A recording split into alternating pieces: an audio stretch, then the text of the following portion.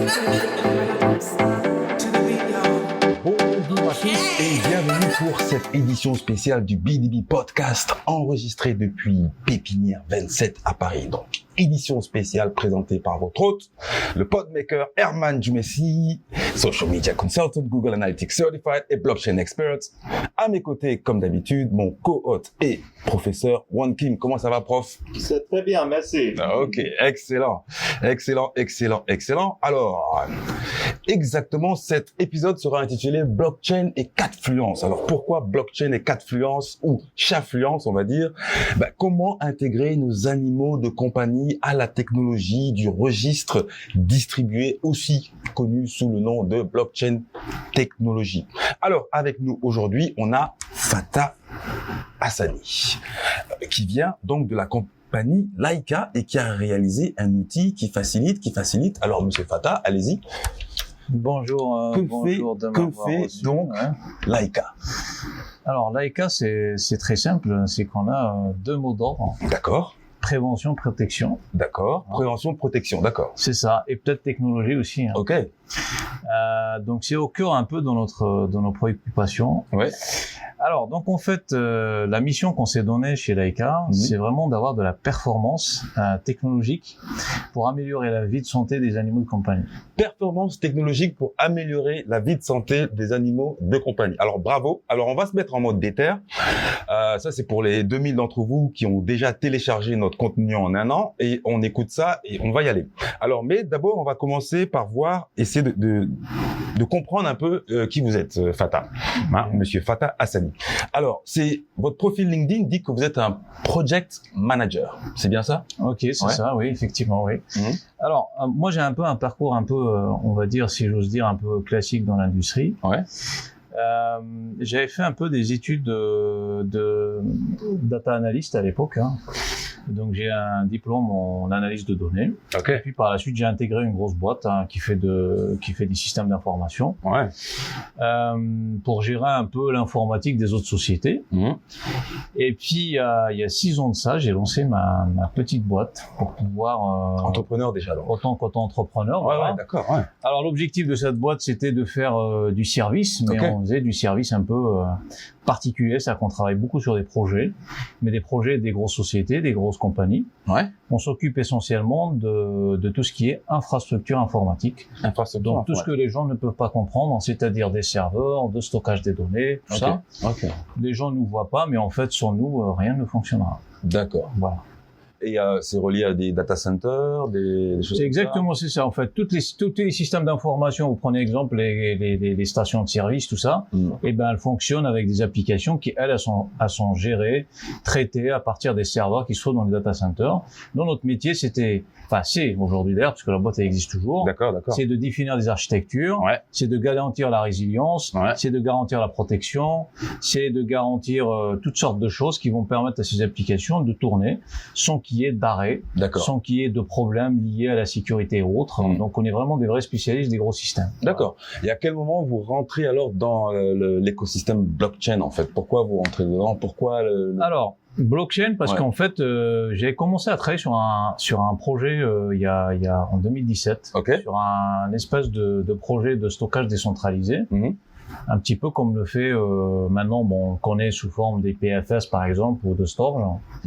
J'ai travaillé un petit peu sur un système similaire, sauf que derrière j'ai pas eu le succès escompté puisqu'en fait j'ai pas eu les clients qui étaient en face. D'accord. Donc voilà, suite à certains prototypes qui n'ont pas fonctionné correctement, suite à certaines problématiques qu'il y a eu, donc on a préféré abandonner ce projet-là. Et donc en fait depuis 2017, ce qui s'est passé, j'ai rejoint notre ami Won ici, Kim. D'accord. Auquel j'avais fait un MBA chez eux, à l'ESCE, et auquel ce MBA m'a ouvert les yeux sur beaucoup de choses. D'accord. Notamment, on a fait, donc c'est un MBA qui est orienté Project Manager en blockchain. Project Manager, ok. C'est ça. Et donc, en fait, c'est là où on a appris beaucoup de techniques sur le blockchain. On a appris beaucoup de choses sur la gestion de projets blockchain. On a appris énormément de choses sur l'écosystème de la blockchain. Par contre, ce qui s'est passé depuis, donc c'était, il y a quelqu'un qui était dans notre promo qui s'appelle Ikram Bouchik avec qui qui m'a rejoint en tant que pour travailler sur ce projet-là. Donc on a lancé le projet Laika effectivement à ce moment-là, au moment où on était au moment du MBA. Voilà. D'accord. Alors donc on va essayer de comprendre maintenant la technologie et quel problème exactement elle va résoudre. Alors parce que bon, on comprend qu'il y a de la blockchain, ça c'est bien. Ouais. On comprend que ça va sécuriser les données, peut-être, probablement. Ok. On comprend qu'il y a alors des animaux de compagnie qui sont associés avec ce projet, donc c'est-à-dire nos chiens, chats, etc. Mais crocodiles aussi peut-être un jour, je sais pas. Pourquoi pas? Pourquoi pas? Ok. Aussi. Ah oui, donc on pourra étendre à d'autres animaux aussi éventuellement. D'accord. On pourra faire beaucoup de choses. Alors, parce qu'en fait, Et donc le principe de base c'est quoi? Qu'est-ce qu'on a? Le principe de base, en fait, alors si je peux faire un peu de storytelling, on va dire, autour de ce projet-là. D'accord, oui, pas de problème. On va dire que chaque relation entre l'animal et son maître est unique. Ouais. Mais une chose est sûre, maintenant on dit plus les propriétaires, on dit les parents d'animaux. C'est comme ça que ça s'appelle. C'est le code aujourd'hui, on dit que c'est comme ça. Ok. On t'a cœur à apporter le meilleur de soins possible aux animaux. Sauf que si on regarde aujourd'hui la situation du marché, c'est très compliqué. Un animal, par définition, il aboie et il miaule, mais il parle très peu, ou du moins il s'exprime très peu. Ouais. Donc c'est très compliqué de connaître si l'animal est à l'aise ou pas, est-ce son environnement lui convient ou pas, est-ce que ce que vous lui offrez lui convient ou pas. C'est vraiment une vraie question. Et j'en parle même pas sur toutes les situations de danger qui peuvent arriver. Vous oubliez votre chien dans la voiture alors que vous dites je vais acheter juste une baguette de pain, sauf que le chien il est dans la voiture et la voiture elle fait 50 degrés. Le chien est en train de se noyer, c'est des vrais problèmes. Ouais, c'est des vrais problèmes. Un poil long dans un environnement qui est très chaud, c'est pas bon. Pareil, un chien avec des poils dans un environnement qui est très humide, c'est pas bien pour lui. Tous les problèmes de tiques, tous ces problèmes des petites bestioles qui tournent autour de la peau de l'animal. Le problème, c'est que nous, en tant qu'êtres humains, on n'est pas équipés à faire ça. On sait pas faire. C'est pas qu'on veut pas. Sauf qu'en face de vous, vous avez un chien, vous lui donnez un peu d'amour, lui, il vous donne 10, voire même plus. Comment faire pour savoir est-ce qu'il est dans son bon environnement ou pas? Alors nous, on a essayé de décider de réagir. On se dit, voilà. On a aujourd'hui une panoplie de technologies qui nous permet de faire ça. Et pourquoi pas les animaux? Voilà. Donc on est parti de l'idée, on s'est dit, voilà, on va fabriquer des capteurs. Des boîtiers avec plusieurs capteurs à l'intérieur. D'accord. Voilà, donc on a fabriqué un boîtier qui est disponible, on a réussi à le fabriquer, tout ça est en test. Et donc en fait ce capteur-là, finalement, il récupère l'ensemble des éléments de l'environnement où vit l'animal. D'accord. Et qui est capable de dire, où est-ce que se trouve l'animal, c'est-à-dire il y a un capteur GPS à l'intérieur. Géolocalisation.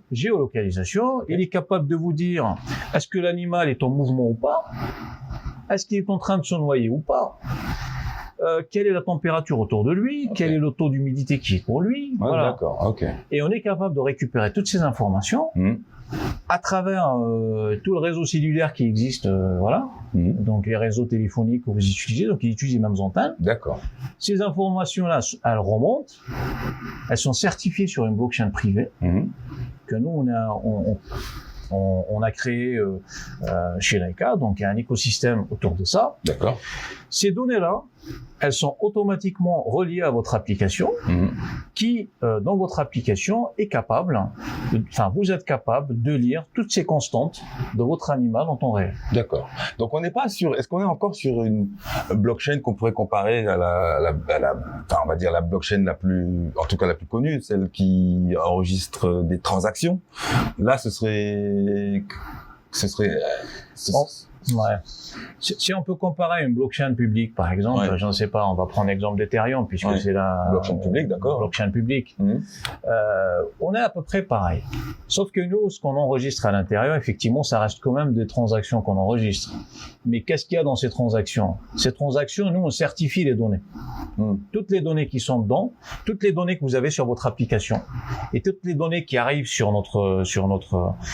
concernant votre animal, elles sont certifiées stockées sur la blockchain. D'accord. Mais alors quoi? C'est donc, on enregistre un bloc de données toutes les 8 minutes et puis... On enregistre en principe, ce qui a été retenu comme principe de fonctionnement aujourd'hui, chaque minute, il y a des blocs qui sont constitués. Chaque minute, il y a un bloc aussi qui est constitué avec des données. D'accord. Exactement. Donc, en fait, ce qui se passe, c'est qu'en fait, toutes les données de tous les clients qui sont autour de cette blockchain, on prend toutes les données, on les met dans un bloc. Il y a une sorte de Merkle graph, enfin bref, Merkle tree plutôt, qu'on enregistre les données dedans et on les met dans un bloc. Hop, on les fait entrer dans notre blockchain privée plutôt. D'accord. Voilà, c'est comme ça que ça marche. Ouais. Alors, quel est l'avantage? Parce qu'en fait, ces données qui arrivent sur votre application, elles vont aussi servir quand vous allez chez votre vétérinaire. Parce que ces données-là, elles sont sur une application qui, elle, est accessible par un vétérinaire quand vous allez chez lui. D'accord.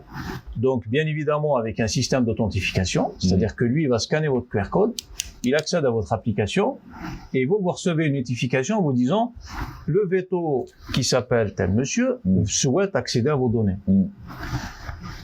Vous acceptez, il accède à vos données. Parce que toutes les données qui sont dans notre écosystème, elles sont chiffrées. D'accord, d'accord. Seul vous, avec votre clé, êtes capable de lire ces données-là. D'accord. C'est-à-dire que même si demain, j'ai envie de vendre vos données, eh ben, je peux rien faire avec. Parce qu'elles sont chiffrées par vous. D'accord. Et donc, vous avez la clé unique. Exactement. Il y a une clé unique que vous possédez et que nous, on possède pas. Donc, ce qui va se passer, c'est que vous allez sur votre veto, vous l'autorisez à rentrer.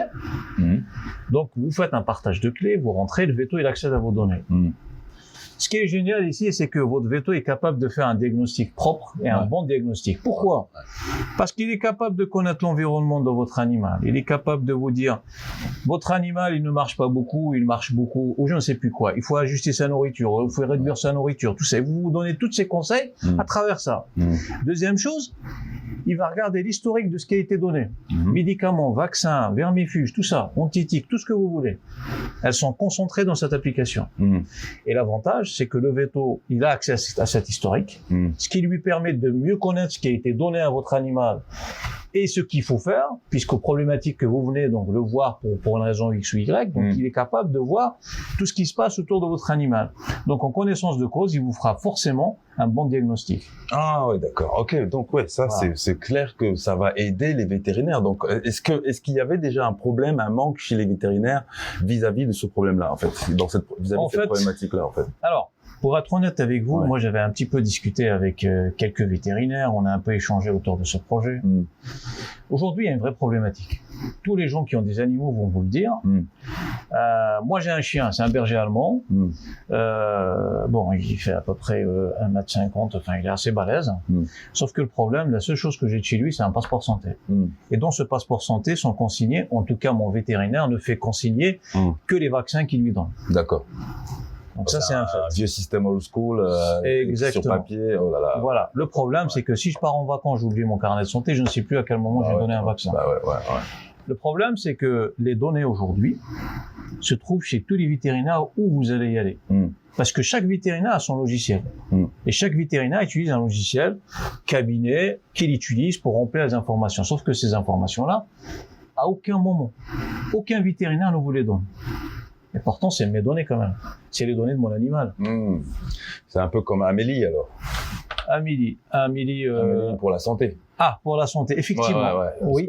Il y a Amélie, mais on n'a pas véritablement accès aux données d'Amélie. Exactement. Nous, les utilisateurs, c'est les médecins qui ont accès, mais les patients n'ont pas accès. N'ont pas accès. Alors nous, ce qu'on s'est dit, cassons un petit peu tout ça, brisons un petit peu tout ça, on offre un système sécurisé, certifié. Ça veut dire que dans l'application, seuls les professionnels de santé, je veux dire des vétérinaires, les cabinets vétérinaires, tout ça qui ont le droit d'écrire sur le carnet de santé. Qui sont préinscrits sur la plateforme de toute façon. Oui, enfin, chaque vétérinaire, en tout cas ici en France, il a un numéro d'ordonnance. Donc chaque vétérinaire a un numéro. Donc avec ce numéro, nous on arrive à le retrouver. On peut le retrouver, d'accord. Il y a aussi autre chose, c'est que chaque vétérinaire, à vous de lui donner l'autorisation ou pas, puisqu'en fait vous le voyez en face de vous. Quand il va accéder à votre carnet de santé, il y a son nom qui va s'afficher, et puis le vétérinaire en face, vous savez que c'est lui ou c'est pas lui. Donc vous acceptez ou vous refusez. Ouais. C'est pour ça que nous on dit, avec ce projet, on va redonner le pouvoir aux gens. On va leur redonner la possibilité de récupérer leurs données. Récupérer leurs données, choisir leur vétérinaire. Choisir leur vétérinaire. Ils vont pouvoir scorer les vétérinaires aussi, donner des petites étoiles, des choses comme ça. Je ne sais pas s'il est, on va dire, dans les bons pratiques ou dans les bonnes mœurs de noter un médecin. Mais, ouais, c'est vrai. Voilà, je veux dire, alors ça, on va dire que nous, on démarre notre projet. Ouais. La seule ambition qu'on a, c'est vraiment de donner cette possibilité de connaître à la fois l'environnement de l'animal, de donner la possibilité de faire du suivi médical de l'animal. Ouais. On a simplifié les feuilles de soins. Il y a 2 champs à remplir, plus les médicaments à rajouter. Le cabinet vétérinaire, s'il n'a pas de TPE ou il peut facturer à partir de l'application. C'est quelque chose qu'on a intégré dès le départ. Mais tout ça, en fait, en réalité, ça prépare quoi? Ça prépare un écosystème fiable, avec des données fiables, qui va être finalement le premier écosystème, ou du moins le premier système fiable dédié aux animaux de compagnie. D'accord. Et donc, est-ce qu'il y avait déjà des systèmes comme ça en France avant? Est-ce qu'on arrivait avant à réellement identifier tous les besoins de tous les animaux de compagnie de France? Est-ce que c'était possible avant? J'en doute, mais bon. Je vais vous dire ce qu'il y a aujourd'hui sur le marché. On va être concret. Vous avez des capteurs GPS. Ça coûte cher, pas cher, c'est pas le sujet. On s'en fout un peu. Puisque ces capteurs-là ne sont dédiés à une chose. Que du GPS. Que du GPS. Positionnement, Donc quand je vais sortir, je ramène GPS, moi j'ai un chien, je prends le capteur, je le mets sur mon chien et puis je vais sortir. Quand j'arrive, je l'enlève, pof. Par contre, il ne fait que suivre l'animal. Où est-ce qu'il est? Ça va un peu apaiser ma crainte de dire je vais le perdre ou on va me le voler. Encore une fois, ça ne résout pas le problème. Est-ce que son environnement lui convient ou pas? C'est à mon bon vouloir, on va dire à mon flair, à mon expérience. Au final, on s'est aperçu que finalement, si vous regardez un peu sur dehors, ce qui se passe, c'est que toutes sortes vous voyez, vous avez de tout, d'accord, mais personne ne peut vous dire mon animal, je suis certain qu'il est dans un environnement qui est bien. Non, on pense avoir bien fait, mais l'animal, on ne sait pas.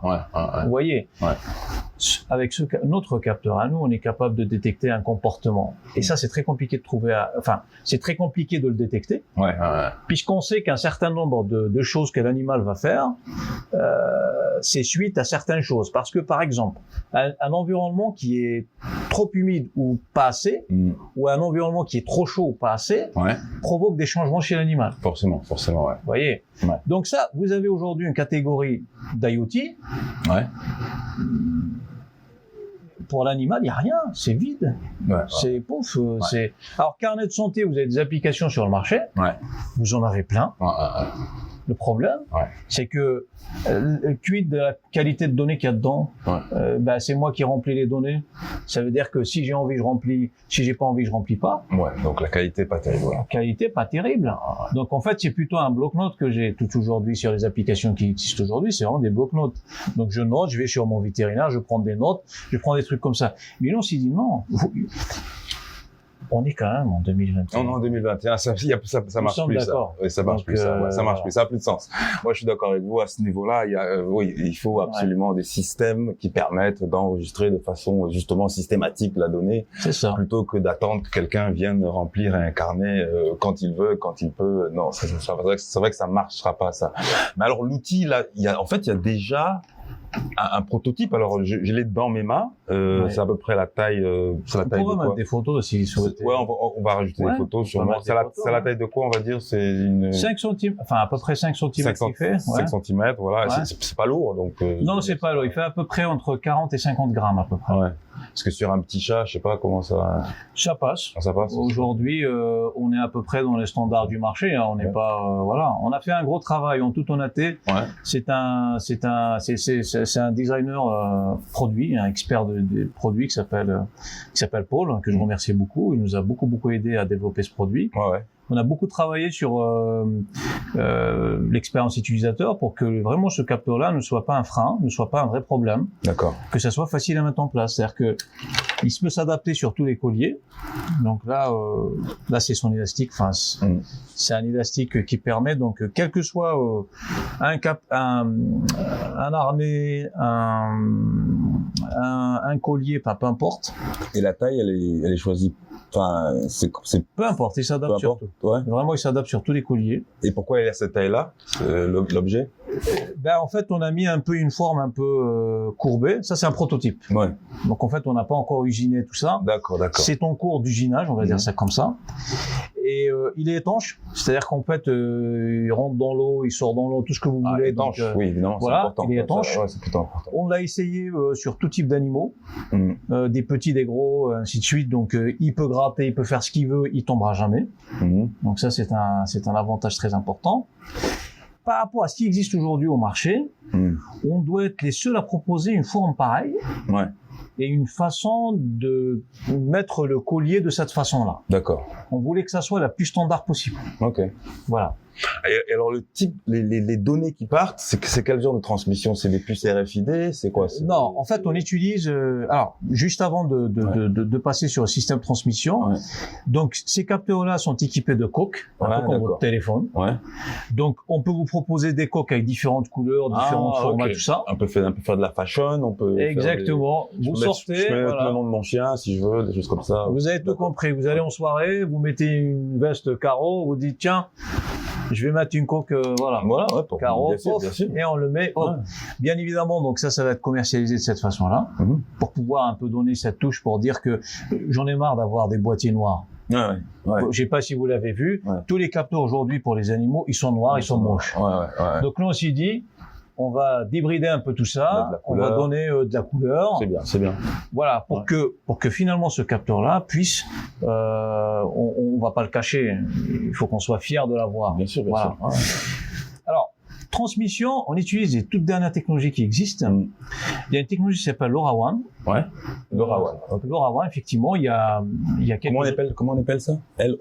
LoRa. Ok, LoRa, ok. Voilà, donc la technologie c'est LoRaWAN, donc WAN. Ok. Voilà, donc il y a quelques opérateurs en France qui proposent ça, notamment il y a Bouygues et Orange qui proposent c'est des abonnements. Alors, ça utilise les mêmes antennes 4G, sauf que ça utilise des basses fréquences. Ah, des fréquences différentes. Des fréquences différentes. Alors, quel est l'avantage d'utiliser des fréquences différentes? C'est que ça envoie de la data. Et la data qui est envoyée, donc il y a un certain nombre de messages qui sont envoyés, tout ça. L'avantage, c'est le coût. Il y a aussi un autre avantage, c'est la batterie. Ça consomme très peu. Ça consomme très peu, évidemment. Voilà. Basse fréquence, forcément. 3 semaines, 4 semaines d'utilisation. Bien. Vous voyez? Ouais, minimum, au moins, un mois, donc, ouais. Exactement. Aujourd'hui. Bah oui. Aujourd'hui, en tout cas, sur les tests qu'on a réalisés. Peut-être sur les versions finales, ça va peut-être bouger ou changer. Ça dépend des ajustements qui vont avoir lieu. Ça va être plus long. Mais aujourd'hui, peut-être plus long, effectivement. Après, c'est une question de poids. Donc, 40 grammes, on s'est dit, c'est le poids, pour que le chien ne passe pas sur le chien ou le chat. Sauf que derrière, donc voilà, il y a un travail à faire autour de ça. Mais en tout cas, nous, sur cette version-là, on est autour de 40 grammes. Et on s'est dit, transmission de données basse consommation, basse fréquence, tarif très intéressant. D'accord. C'est-à-dire que, voilà, vous n'êtes pas sur des tarifs de 20 € par mois, quoi. Donc, nous, au niveau de l'abonnement, donc ça c'est la commercialisation, on parlera un peu du business model, comment on va être commercialisé au niveau des tarifs. Donc, et l'avantage aussi de ça, c'est que c'est vraiment des objets qui envoient de la data en continu, en flux continu, ça ne s'arrête pas. Voilà, continuellement, dès que ça trouve une antenne, paf, ça envoie des données. Et des antennes, il y en a partout. Puisque c'est le réseau GSM. Alors, en fait, on a l'impression que vous avez réussi à faire avec les animaux ce qu'on n'arrive pas à faire avec les hommes. C'est ça, c'est la grande question, oui. La protection de la vie privée, l'ouverture de... C'est ça. L'accès à la vie privée. La prévention. C'est ça. Donc, alors c'est vrai qu'il y a, c'est toujours le même problème en fait avec ces outils-là, c'est que oui, ils permettent de faire des choses incroyables, mais de l'autre côté aussi, forcément, on devient un livre ouvert. Où est-ce que vous êtes là-dedans? Alors nous, pour être honnête, on a un peu anticipé la chose. En fait, en réalité, on stocke pas la donnée autant que telle. Pourquoi? Parce que bon, c'est vrai que pour les animaux, la législation elle est un peu plus clémente sur ça. En gros, il n'y a pas d'RGPD pour les animaux, si vous voulez. Ok. Donc, sauf que nous, alors moi, je suis un auditeur RGPD, donc je sais de quoi je parle, si vous voulez. Donc, il y a une règle chez nos amis la CNIL qui vont vous répéter tout le temps. Une donnée qui est identifiée ou identifiable devient, enfin, une donnée à caractère personnel qui est identifiée ou identifiable devient de facto une donnée à protéger. Donc, elle ne doit pas être, elle doit être modifiable, on doit être capable de la supprimer, de la modifier, sauf que tout ça, c'est pas tout à fait la blockchain. La blockchain, c'est que la donnée, elle est immuable. Elle bouge plus. Ouais, elle bouge plus. Voilà. Alors nous, ce qu'on a fait, c'est simple. La donnée qu'on met dans la blockchain, c'est pas vraiment la vraie donnée. On met les certificats de la donnée. Donc les données, elles arrivent, elles passent sur un algorithme, paf, il va créer une signature. Et c'est la signature qu'on intègre. C'est la signature qu'on intègre. Voilà. Ce qui veut dire qu'en fait, je vous laisse un peu imaginer notre système. Ça veut dire que notre système, il est capable d'évoluer sur autre chose. Oui, des tokens. Enfin, on va en parler après, mais... On va en parler un peu, si vous voulez, sur la partie NFT, sur la partie tout ça, on va en parler après. Mais effectivement, donc sur cette partie-là, notre blockchain, elle est compatible avec les humains. Mais effectivement, le cas d'usage des animaux, c'est un très très bon cas d'usage. C'est un bon cas d'usage, ouais. Mais il y a aussi une autre problématique sur les animaux, c'est que beaucoup de gens ne comprennent pas. Le cas d'usage des animaux, quand moi j'ai commencé à travailler sur le sujet, j'ai découvert énormément de choses. J'ai découvert qu'en fait, c'est tout un écosystème géré par des gens formidables, des associations, des entreprises qui œuvrent vraiment pour le bien-être de l'animal. C'est même pas ils sont là pour gratter de l'argent ou pas, non. Il y a tout un système, il y a tout un écosystème qui est formidable pour pouvoir donner le meilleur pour l'animal. Sauf que tous ces gens-là sont un petit peu éparpillés.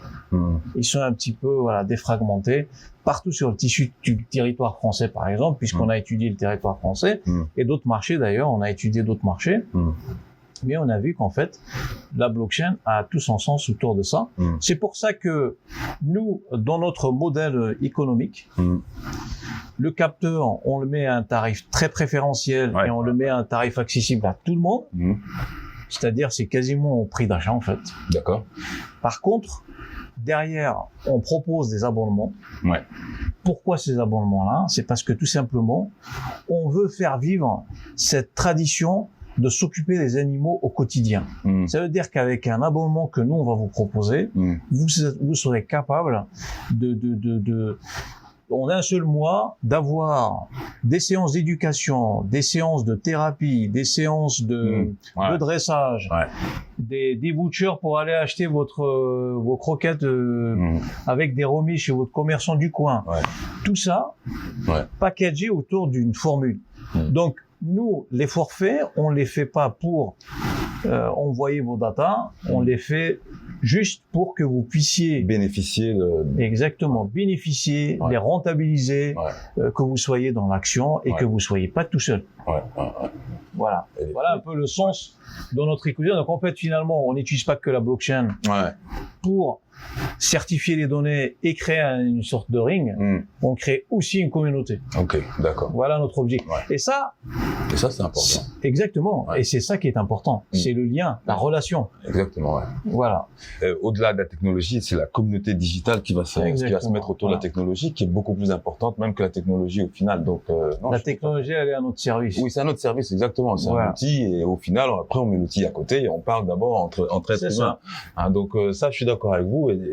Et alors, on est sur quel type de blockchain? Alors, proof of work, proof of stake, on a un petit peu travaillé sur je ne sais pas si je peux évoquer ce genre de détails, parce qu'en fait, on est en cours de décision de brevet. Ah, d'accord. On est en cours de brevet. Bon, dites ce que vous pouvez dire, dans ce cas-là. Si on peut parler de ça. Non, mais alors, ceci dit, il y a une vraie question. Le nom, il vient d'où? Le nom Laika? Alors, Laika, c'est effectivement, donc en fait, c'est une référence à la première chienne qui a... Mais non, dans le satellite russe. Exactement, oui. Ah ouais. C'est la référence à ça. Parce qu'en fait, on est parti du principe qu'on va être, on s'est donné un peu un challenge, c'est de se dire, on sera la première blockchain dédiée aux animaux. Ah, ok. Donc, voilà. Ah ouais, d'accord. Okay. Donc, en fait, c'est le premier satellite, c'est la première comète, c'est la première qui va faire, voilà. Et donc, on va réussir à créer ça. Donc, on va créer la première communauté qui utilise les nouvelles technologies. D'accord. Et qui est dédiée aux animaux de compagnie. Et c'est un hommage à cette chienne qui a été envoyée à l'espace avec, voilà.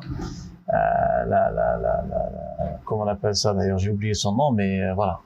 Donc elle s'appelait bien Laika, donc c'est un hommage. Sputnik, Soyuz, je crois, ou Sputnik, je sais plus. Mais bon, la fusée Soyuz et le satellite Sputnik. Mais Sputnik n'avait pas encore de chiffres. Enfin bref. Voilà, donc en tout cas c'est ça. Quelque chose comme ça, ouais, d'accord. Voilà. Ok, ouais. Donc d'où le nom Laika. D'où le nom Laika, d'accord. Ok, d'accord. Donc ça c'est intéressant, Donc vraiment une filiation avec le passé. Mais alors, ce qui est amusant, c'est le projet. Il est né durant le master ou avant, c'était là avant le master et puis ça a mûri. En fait, on a eu de l'expérience quand on a fait, c'était quoi, à Londres. On a été voir un séminaire autour. Alors, on a parté, moi, en 2019. Donc, c'était avec le docteur Wong Kim. Oui, c'est ça. Okay. Avec le docteur Wong Kim, on était ensemble. Okay. Et donc, en fait, moi, à l'époque, je venais d'avoir un chien. Ok. Donc, j'ai eu un chien, je l'ai ramené après le sevrage. Et c'est là que j'ai découvert un peu plein de choses autour des animaux de compagnie. Mmh. On se prend 400 € alors qu'on n'a rien fait encore. Ouais. Et on s'y attend même pas à ça. Et tout un tas de trucs et on nous explique qu'il faut le faire. Bon, ok, donc je rentre un peu dans le moule et je me dis, mais ok, mais mon animal, il y a tous les soins à faire, il y a tout ce qu'il y a à faire. Et ben c'est là qu'on découvre que finalement, avoir un chien, c'est pas aussi facile que ça. Mm. C'est bien, mais c'est une responsabilité. Ah ouais. Ah bah oui, c'est là où ça commence à aller mal. Je me dis, après par la suite, on découvre la relation qu'on peut avoir avec un animal. Bon, moi, étant jeune, j'avais eu des chiens, j'avais eu des. On parle même de parents aujourd'hui, parents. On parle de parents d'animaux. Voilà, c'est ça. On parle vraiment de parents d'animaux parce qu'en fait, on a vraiment cette filiation de parents. D'ailleurs, au début, quand on a commencé ce projet, c'est ça qui est magnifique avec ce projet.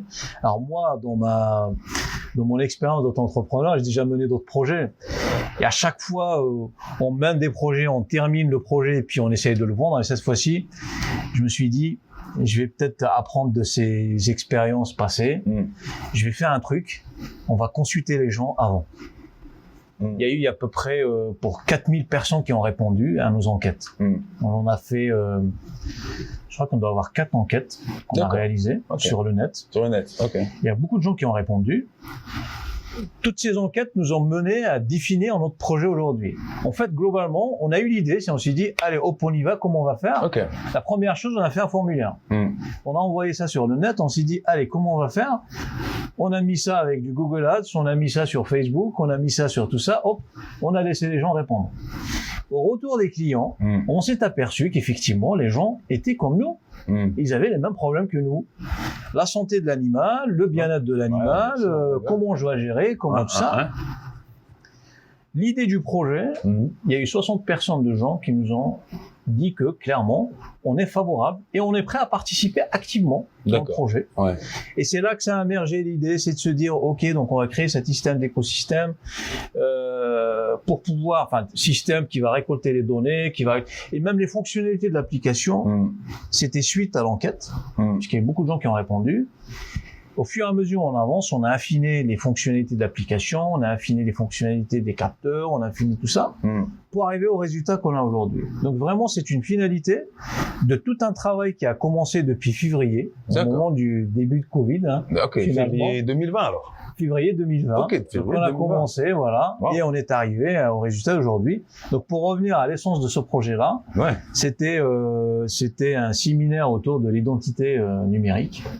Et c'était ça avec, tu te rappelles, c'était la conférence où il nous a expliqué. In London, effectivement. In London, franchement. C'était en décembre 2019, voilà, c'est ça. Donc c'était pour faire un peu de pub à ce master, franchement, parce que c'était c'était très sympa. Donc le master nous a permis de découvrir des écosystèmes qui étaient à Londres, des entrepreneurs qui travaillaient sur la blockchain, des choses qui étaient des choses qui étaient vraies, des projets qui étaient concrets autour de la blockchain. Et c'est là qu'on a découvert, donc je sais plus comment il s'appelle ce monsieur-là, mais il était très sympa. Il nous a expliqué qu'effectivement, donc l'identité numérique avec la blockchain, c'était très compliqué. Donc on travaillait sur les empreintes, enfin bref, tout un certain nombre de choses. Et c'est là que l'idée a émergé, de se dire, oui, mais moi je faisais le parallèle, voilà, Eureka, effectivement, parce que je faisais le parallèle avec mon chien, et je dis, mais ça serait super pour mon chien. Mon chien, j'ai pas su de contraintes légales finalement. Ben voilà, il n'y a pas de RGPD pour les chiens. Pas encore. Pas de RGPD, voilà. Pas encore aujourd'hui. Encore. Mais au fur et à mesure, en commençant à travailler un peu sur le sujet, on s'est aperçu que finalement, on peut faire autrement. Et j'en suis très content aujourd'hui, parce qu'en fait, alors, pendant février jusqu'à maintenant, il y a eu à peu près 15 personnes qui ont travaillé sur ce projet. Il y a eu beaucoup de travail, beaucoup de nuits blanches. Vraiment, on doit être à la deuxième ou à la troisième itération. Pourquoi? Parce qu'en fait, c'est comme ça. Quand on est un technicien, on a cette ambition de se dire, on va offrir quelque chose de stable. On a toujours en tête, c'est de se dire la déception. On n'a pas envie de décevoir. On a envie de faire des choses bien. On a envie d'aller loin. On a envie de proposer des choses utiles. On a envie de servir. Plutôt ça. Et c'est voilà. Et donc on est aujourd'hui voilà, donc au résultat où on en est aujourd'hui. J'en suis très content et je remercie tous les gens qui ont travaillé avec nous. D'accord.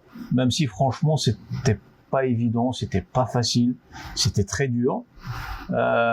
Parfois, voilà, vous arrivez le matin, il y a plein de mauvaises surprises. La dernière mauvaise surprise, c'était les semi-conducteurs. Quand on a terminé le prototype pendant, je sais plus combien, 6 mois, on travaille dessus. Il y en a plus. On s'est dit, allez, maintenant on va commencer à faire l'industrialisation. Et juste le fabricant nous a dit, bah écoutez, moi, je suis désolé, mais là, on a une pénurie de semi-conducteurs, donc en fait, on peut plus fabriquer vos capteurs. Alors, ils viennent de Taïwan, c'est ça? La crise du Taïwan s'est propagée dans le monde. Dans le monde, évidemment. Donc, du coup, tous les usines qui sont dans le monde, ils sont touchés par ça. Donc, franchement, ça a fait un coup sur la tête parce qu'on s'est dit, mais mince, parce qu'on a beaucoup bossé sur le sujet, on a fait tous les POC, tous les tests, tout ça. Arrivé à cette situation, on s'est dit, bon, allez, reparti, on est reparti. On a refait encore des appels d'offres autour des usines, tout ça. Et là, on a trouvé une usine qui est prête à nous fabriquer, mais avec une technologie un peu différente. Donc, on a retravaillé un peu notre produit. Ah oui, d'accord. Voilà, parce que bon, il faudra s'adapter. Il y a aussi une histoire de coût. C'est voilà, parce que nous, notre objectif, encore une fois, c'est de généraliser ce capteur. Vraiment, moi, j'ai envie une chose. J'ai envie que ce capteur, ma mère, ma grand-mère, tout le monde, tous les gens qui ont des chiens, des chats, tout ça, ils ont ce capteur, tous. Voilà. Pourquoi? C'est parce que je dirais, c'est le meilleur cadeau qu'on peut offrir à son chien ou à son chat. Aujourd'hui, en tout cas. Le meilleur cadeau que l'on peut offrir à son chien ou à son chat. Ça, j'aime bien ça. Ça, j'aime bien. Le meilleur cadeau, ça, c'est super. Mieux qu'un os, alors. Mieux qu'un os. Oh là, mieux qu'un os. Entrer en compétition avec l'os. Oui, ça, quand même. Faut y aller. Vraiment, entrer en compétition avec l'os, déclarer la guerre à l'os. Bon, d'accord. Ok, on va voir, qui va gagner. Alors maintenant, je suis client. J'ai mon chien et bon, voilà, je veux faire l'enregistrement. Comment se fait le onboarding? Comment ça se passe? En fait, ça se fait online? Je dois aller dans une boutique? Je dois aller... Non, alors, nous, justement, c'est qu'on parlait de la méthode de commercialisation, c'est ce qu'on est en train de se dire. C'est qu'en fait, nous, après avoir étudié quand même bien le marché, c'est vrai que c'est un bijou de technologie, accessible, très facile d'ailleurs pour le connecter, tout ça, pour l'utiliser.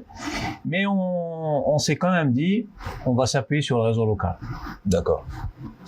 Donc, ce produit-là, il va se trouver chez votre commerçant de ville qui vend les produits pour animaux, qui est spécialiste pour les produits d'animaux. Vous allez chez lui, vous allez le trouver.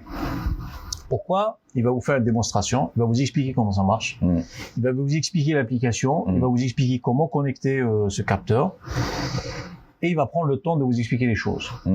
Ça, c'est important pour nous. Donc, ce seront des affiliés, alors? Il y aura des systèmes d'affiliation? En fait, nous, on s'appuie sur le réseau local. Alors, des affiliés, donc, effectivement, donc, il y aura donc, les commerçants, ils seront identifiés.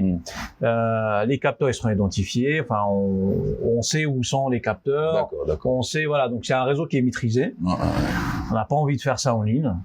Bien évidemment, on va organiser des sessions en ligne pour faire des ventes privées, des choses comme ça. Mais toujours derrière quelqu'un. C'est-à-dire, quelqu'un, il prend le temps, il vous l'explique, il vous fait une démo, il vous montre sur l'animal, il vous montre comment il fait. À partir de là, vous achetez en connaissance de cause. Je parlais tout à l'heure des abonnements.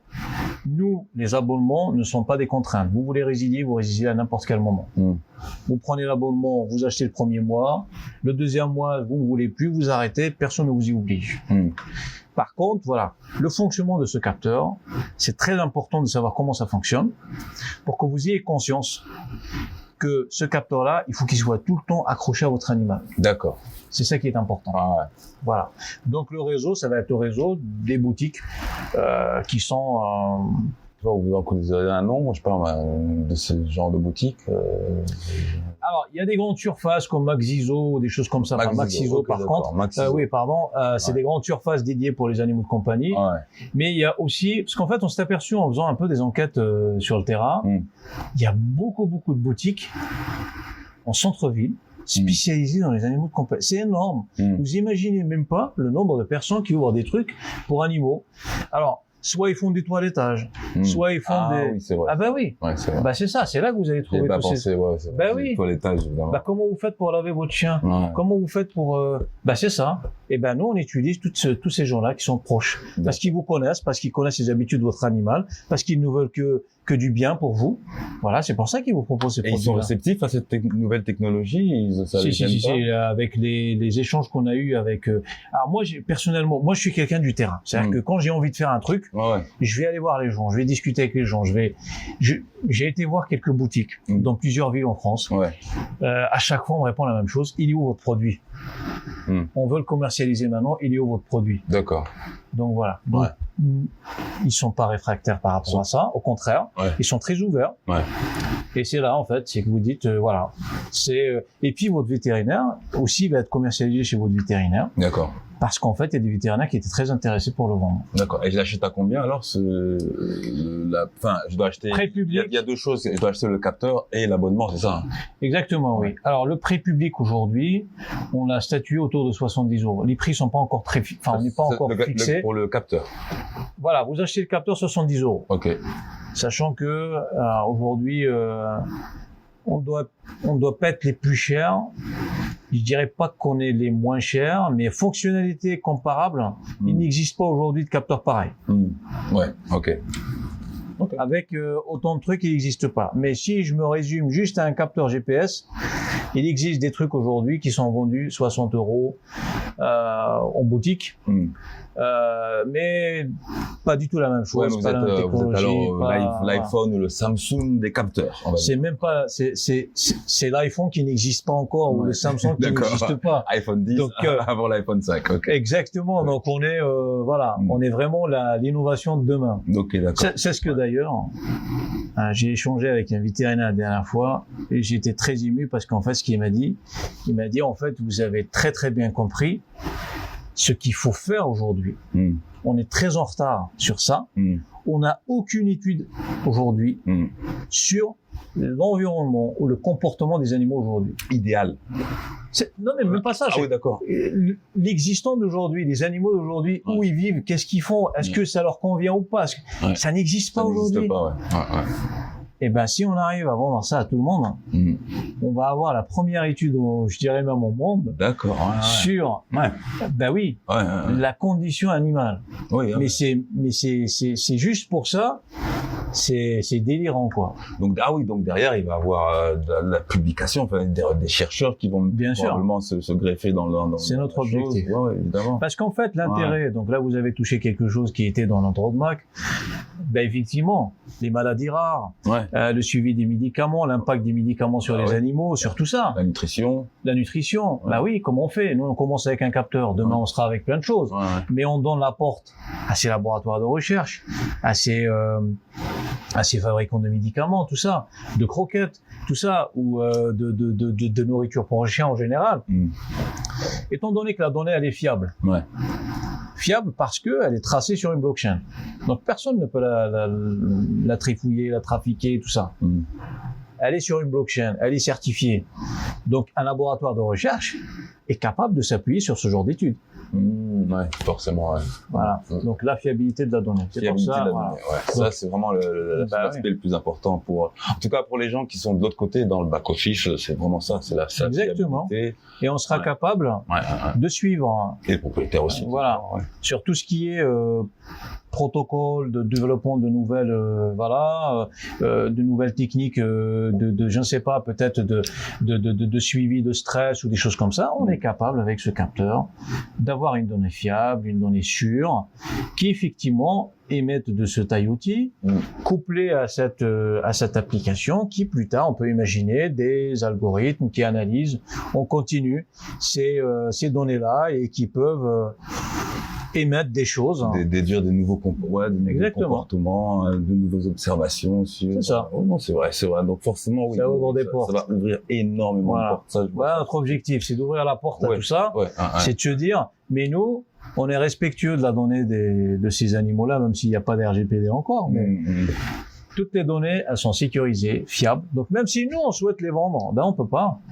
On a du mal à les vendre, ces données-là, puisqu'en fait, les données sont cryptées. Donc voilà. Donc on continue le parcours client, et alors il a acheté son capteur, il ou elle a acheté son capteur. C'est ça. Et donc le capteur, comment je le mets sur le collier de... C'est facile. En fait, il y a une sorte d'élastique. En fait, on a mis une sorte de... je ne sais pas comment appeler ça, mais c'est des accroches sur les côtés. C'est que vous prenez n'importe quel collier, harnais, enfin peu importe. Là, on peut accrocher quelque chose. Alors, qu'est-ce qu'on fait? Donc, on va simplement prendre ce capteur, on va prendre l'élastique.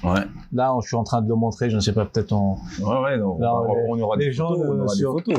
Voilà, il y aura des photos. Donc, en fait, on va l'accrocher sur l'animal très simplement, juste en roulant l'élastique sur les deux accroches. Et puis, il s'accroche. On a testé sur plusieurs types d'animaux. Il tombe pas. Il tombe pas, il est amphibie, tout ça. Ok. Donc, avec l'eau, tout ça, il n'y a pas d'infiltration, il y a rien de tout ça. Et donc, le fait qu'il s'accroche, l'objectif, c'est de ne pas le toucher. Juste que quand la batterie, elle est faible, vous allez recevoir un message sur votre application et dire, attention, la batterie, elle est faible, il faudra recharger. Il y a un chargeur. Alors, exactement. Comment on charge? Il y a un socle. Un socle. Très facile aussi, c'est pareil. Vous enlevez l'élastique, vous sortez votre capteur, vous l'accrochez, et bim, ça rentre, vous bougez pas, ça tombe pas, ça, voilà. Il y a une clé USB au bout, donc quoi, je peux charger avec mon PC? Vous pouvez charger avec votre PC, effectivement. D'accord. Voilà. Donc ça, c'est du standard. On a essayé de simplifier au maximum. Donc, l'objet, il est bon, il est présentable, il est beau. Moi, je trouve qu'il est beau. Je trouve qu'il est bien. Pour une première version d'un capteur qui se veut être révolutionnaire, c'est plutôt pas mal. Ouais, bien sûr, bien sûr. Quand le premier Apple, il était fait avec du bois, donc voilà quoi. Donc les touches étaient en bois, donc je suis assez content du résultat qu'on a aujourd'hui. Donc voilà. Je dis pas qu'on peut être des concurrents d'Apple, mais on est à faire. Mais c'est bien ça. À ce niveau-là, il y a pas de problème. C'est bien construit. Ça, c'est simple d'aspect en tout cas. Donc ça, c'est bien. C'est vraiment simple. Il y a une coque effectivement qu'on peut interchanger. Ça c'est. Puis il y a un petit aimant là, je vois à l'intérieur. C'est ça. Il y a un petit aimant effectivement qui permet de fixer pour qu'il tombe pas, tout ça quoi. Voilà.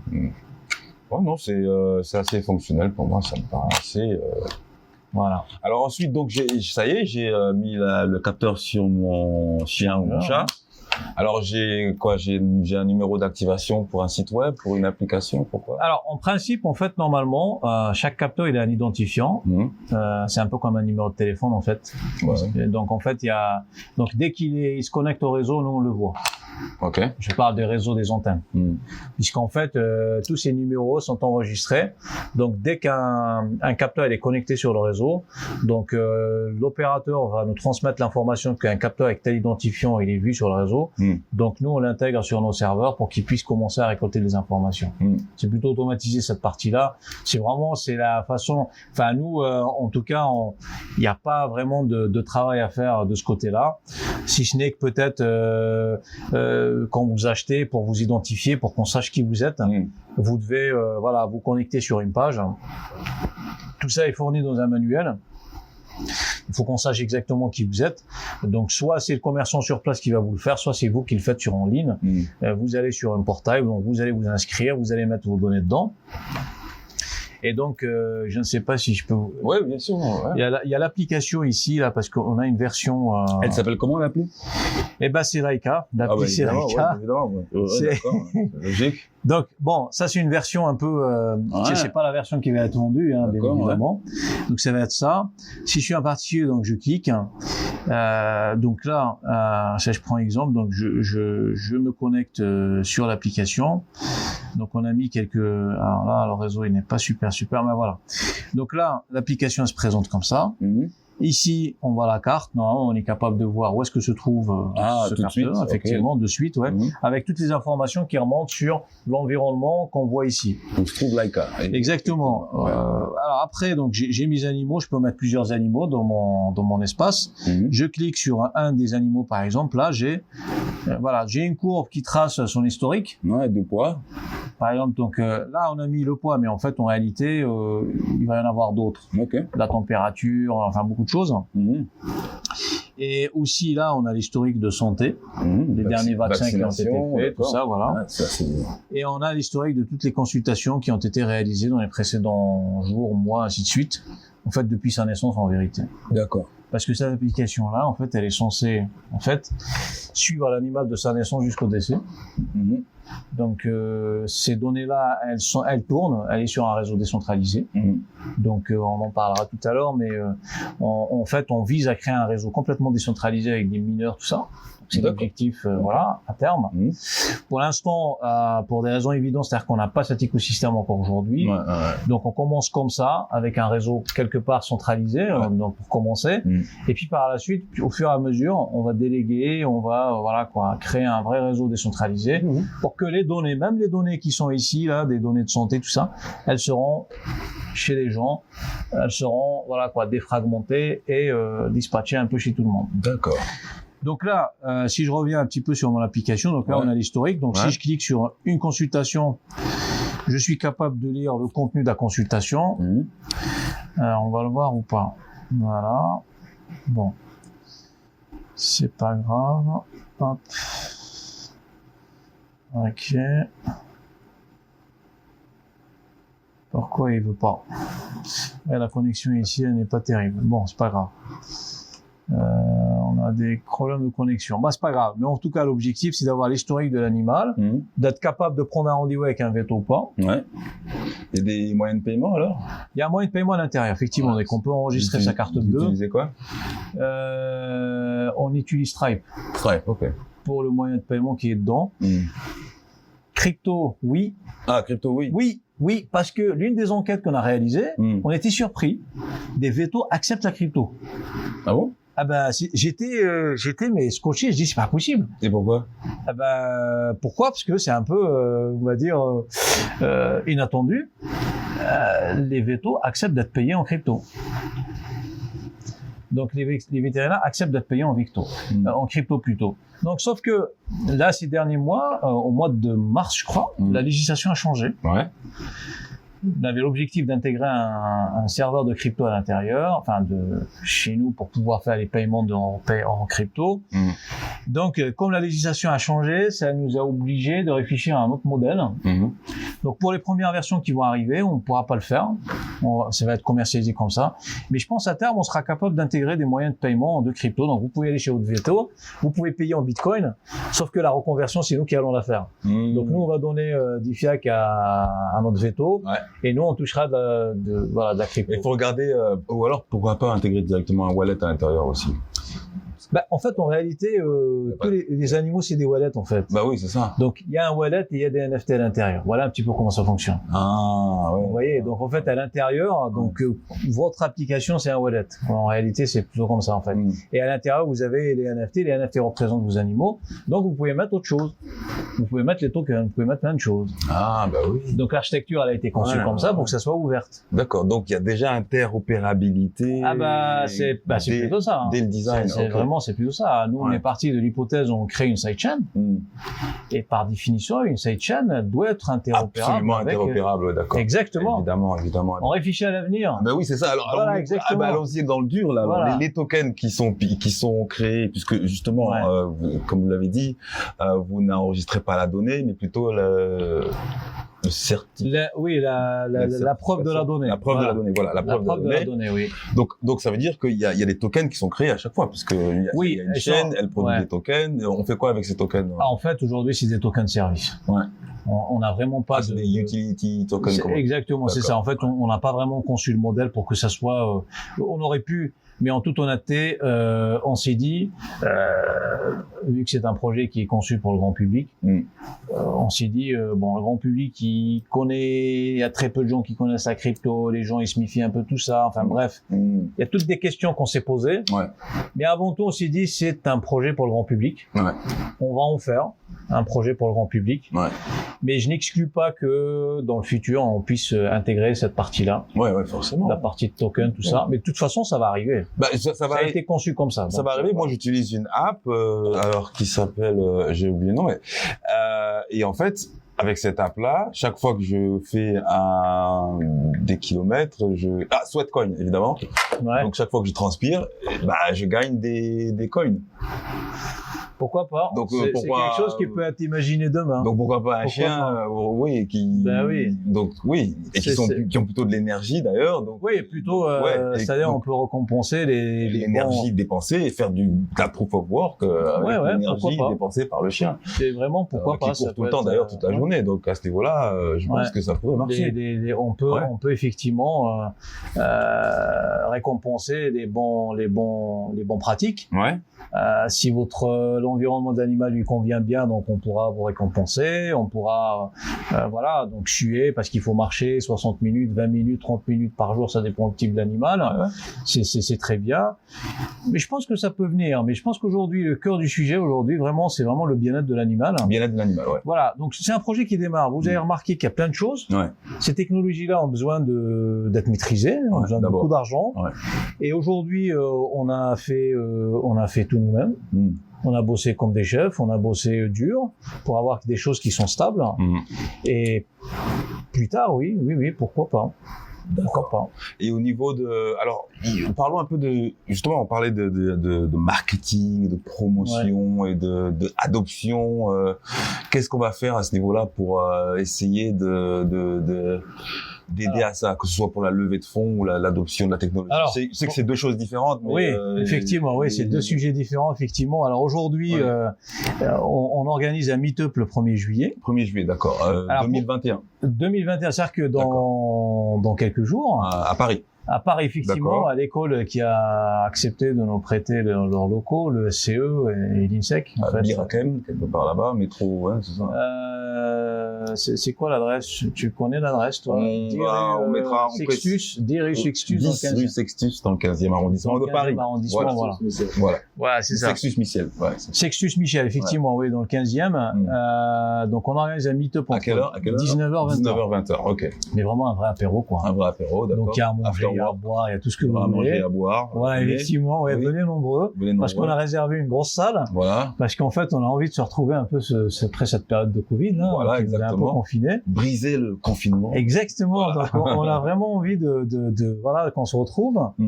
Donc, venez nombreux. Donc, ce qui va se passer, c'est que, on va parler blockchain, on va parler santé animale, on va parler Laika Project, on va parler, beaucoup de choses. Ouais. Et on va aussi, il y aura quelques surprises quand même. On va faire des annonces qui sont très importantes par rapport à notre projet. D'accord. Et j'espère que vous serez nombreux. Okay. Puisqu'en fait, donc les surprises, elles seront très très importantes par rapport à notre projet. Et j'espère que vous serez quand même assez nombreux pour venir, pour discuter. On souhaite aussi avoir votre point de vue, parce que nous, on est très orienté customer. Venez, on discute. Bottom up, j'aime bien ça. Exactement. Venez, on discute. On vous expliquera. Peut-être vous allez pouvoir changer nos idées, peut-être nous orienter sur autre chose. Mais on est ouvert à tout. Voilà quoi. D'accord. Et tout pour finir. Alors le calendrier, donc il y a encore d'un autre événement après. Exactement. Donc en fait, effectivement, on prépare une opération de pré-vente. Ouais. Une opération de pré-vente ou une opération de crowdfunding qui va avoir lieu autour de septembre.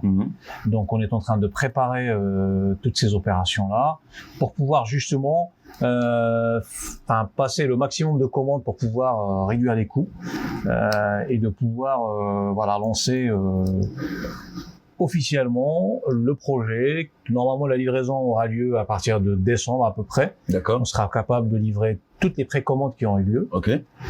Et là, on va lancer le projet, officiellement. Et puis il y aura d'autres aventures parce qu'on est en train de discuter sur beaucoup d'autres ouvertures. Beaucoup d'avenues, beaucoup d'aventures. Exactement. Donc assurance qui est dans les pipes. Il y a beaucoup de choses. Donc les NFT, une plateforme des NFT. Enfin bref, voilà quoi. Il y a beaucoup de choses quoi. Un partenariat avec Dogecoin peut-être, qui sait.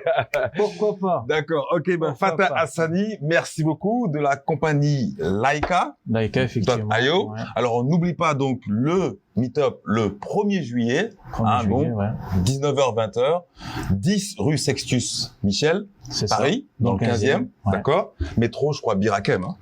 Birakem, c'est ça. Métro Birakem, d'accord. Donc, merci beaucoup encore pour votre présence. Merci encore, Dr. Wong Kim, pour votre présence. Plaisir. D'accord. Vous avez quelque chose à dire d'ailleurs sur la chose? Non, c'est bon. Très content. D'accord, parfait. Dernière chose, vous pouvez vous enregistrer pour ce Meetup sur la plateforme Eventbrite. Ah oui.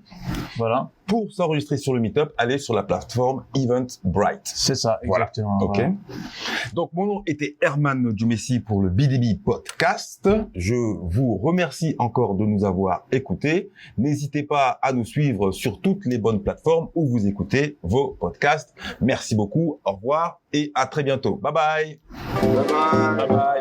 Bye bye. Bye bye.